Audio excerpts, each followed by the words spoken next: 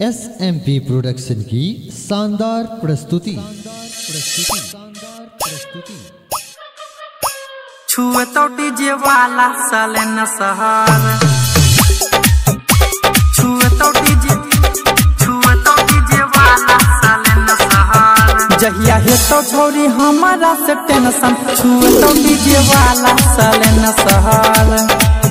जहिया है तो छोरी हमारा से टेंशन, छुए तो डीजे वाला साले न सहार। जहिया है तो छोरी हमारा से टेंशन, छुए तो डीजे वाला साले न सहार। जहिया है तो छोरी हमारा से टेंशन, छुए तो डीजे वाला साले न सहार। डीजे राजू पत्रियाल छुए तो डीजे वाला साले न सहार। छुए तो डीजे वाला साले न सहार, साले न सहार। आगे डीजे के लाइट तब भुक भुक करई छा,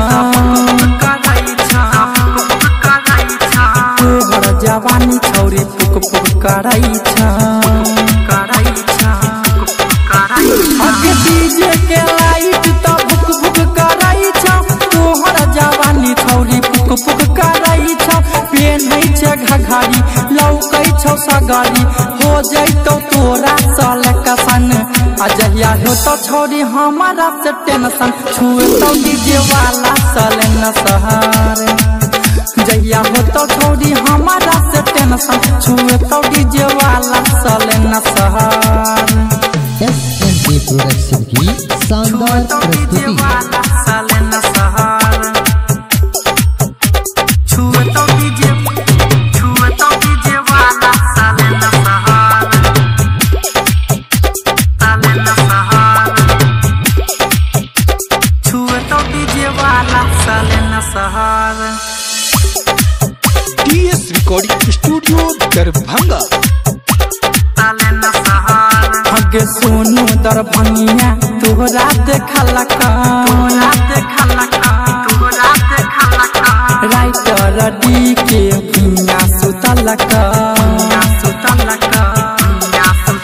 आगे सोनू दरभंगिया तोरा देखला का, राइटर डी के पिया सुतल का। भगे लोहाला पूरा मोहाला, करतो न तोरा साल कसन।